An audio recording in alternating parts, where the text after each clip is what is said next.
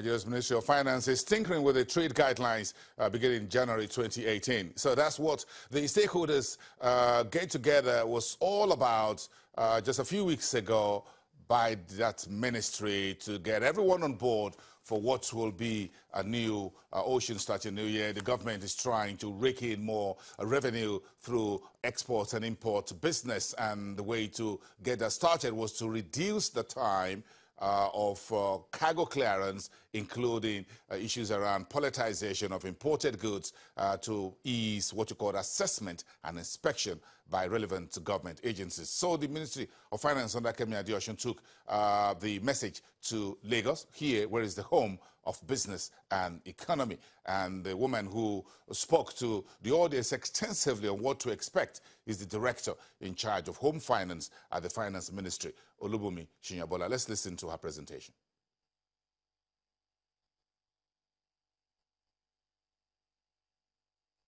The current review is informed primarily by the need to further promote the ease of doing business in Nigeria, in line with the Executive Order number 1.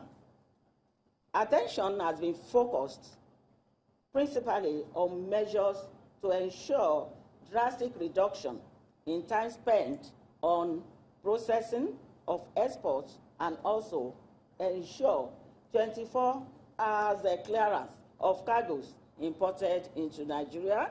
This is in order to promote formal trade and block loopholes for leakage of revenue accruable to the government. In the course of the review exercise, the two committees made commendable efforts to chart the course of the review exercise. And in an attempt to do that, efforts are being made to remove all identified physical and administrative bottlenecks based on the past experiences and lessons.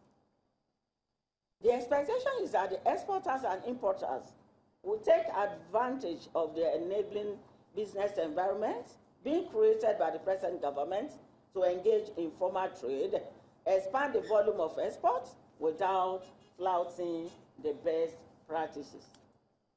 I would like to draw your attention to some measures that the present government has introduced to facilitate trading across Nigerian borders.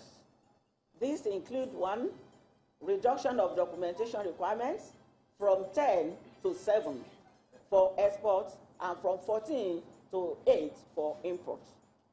Also, additional responsibilities have been given to the Nigerian Customs Service, Nigerian Ports Authority, and shipping lines to other carriers. In addition, sanctions have been introduced to enforce compliance. The additional responsibilities we wish to know are as follows. For the Nigerian Customs Service, they are expected to coordinate the mandatory joint examination and sign-off form within the official working hours, including Saturdays.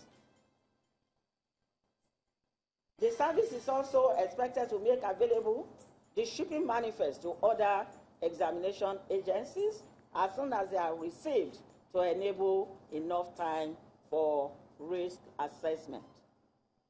And the third one, and not the least, Nigeria Integrated Customs Information System, NICIS, should be strengthened to accommodate more agencies.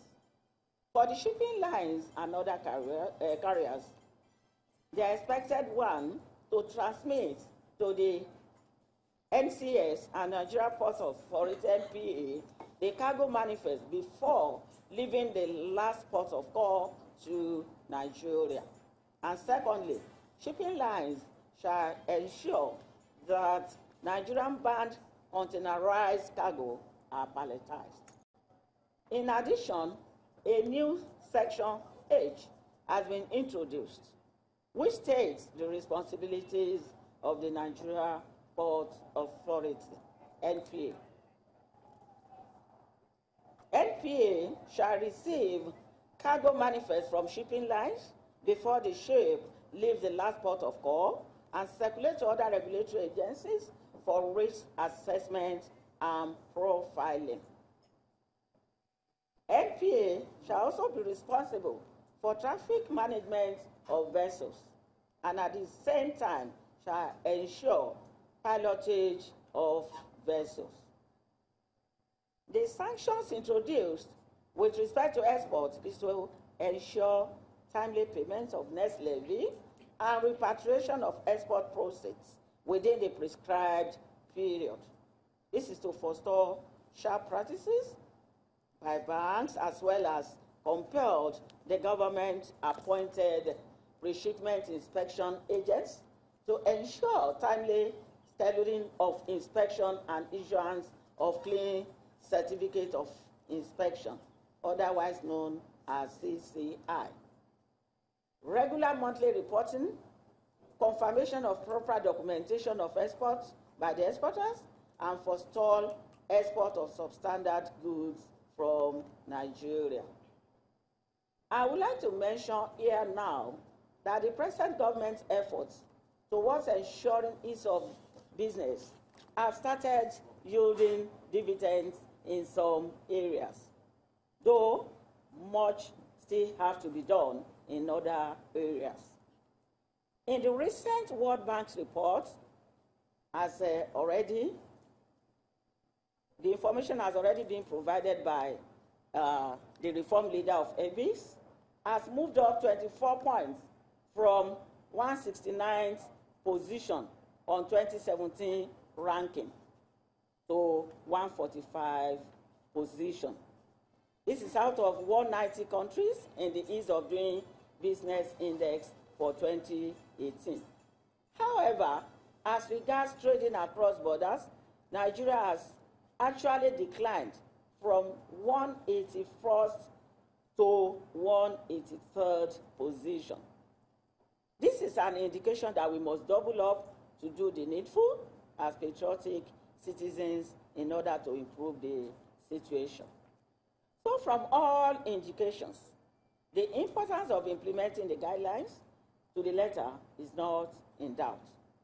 However, where it becomes absolutely necessary to make some adjustments in order to further facilitate trade in the interest of Nigeria as a nation, appropriate action will be taken.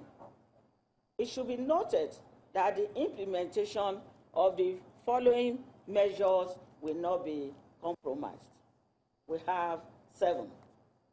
Processing of Nigerian export proceeds, that's the NXP forms, by the authorized dealers bank, ADBs, within 48 hours of submission by the exporters.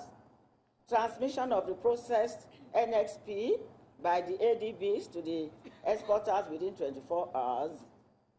Thirdly, forwarding of the processed NXP forms to the pre-shipment inspection agents, that's the PIAs, by the ADBs within 3 days of receipt from exporters. The lifespan of the NXP form is 6 months. Please take note, after which it can be extended by 90 days. Further extension is subject to the approval of the Trade and Exchange Department of the CBN.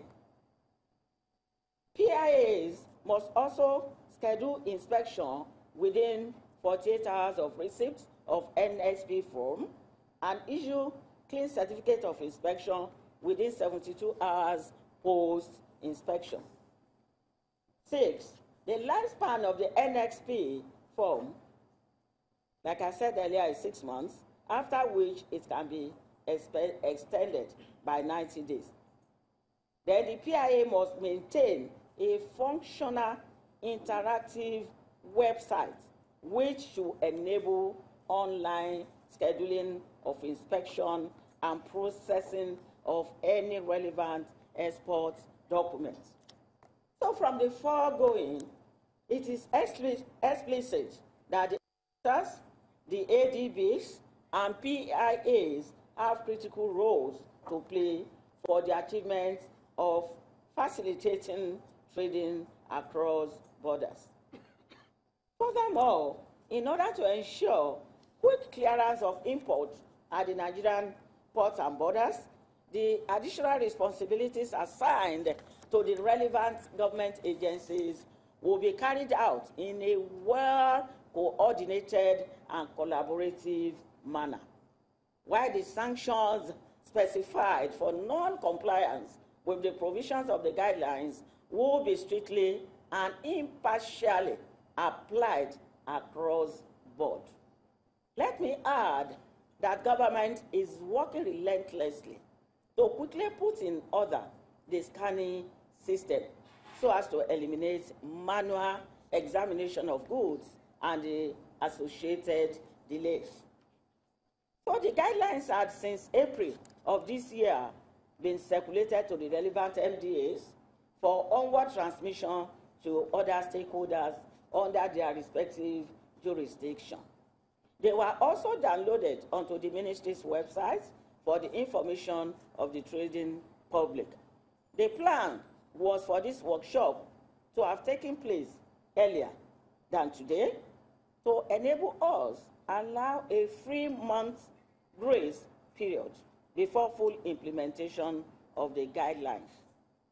This is especially in recognition of the time lag that might be required for the commencement of a full implementation of the government policy on mandatory palletization of all containerized cargo imported into Nigeria. However, owing to some unforeseen circumstances, the actualization of the plan was not possible. All the same, it is certain that every stakeholder is fully aware of the policy, and this workshop is meant to formally present the guidelines and collate all observations and comments with a view to taking appropriate action.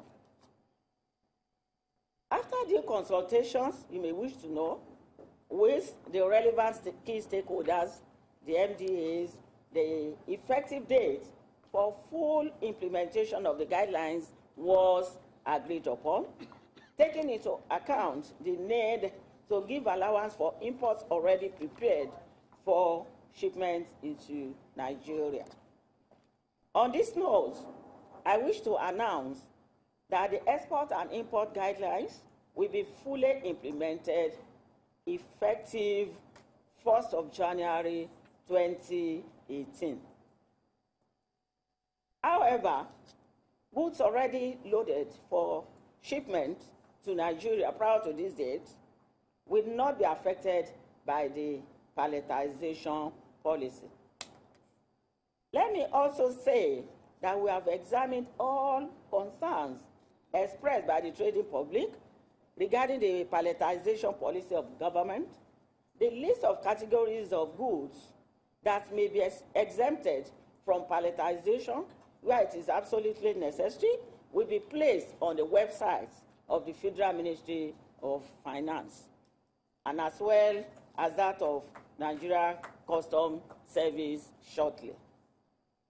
Finally, let me seize this opportunity to call on all stakeholders in the import and export trade value chains to study the guidelines and play their respective roles effectively.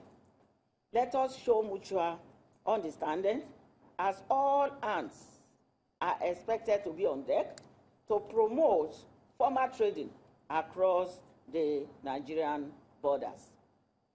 The guidelines may not be perfect to address all concerns, but government will monitor its implementation closely to address emerging hiccups and unforeseen situations.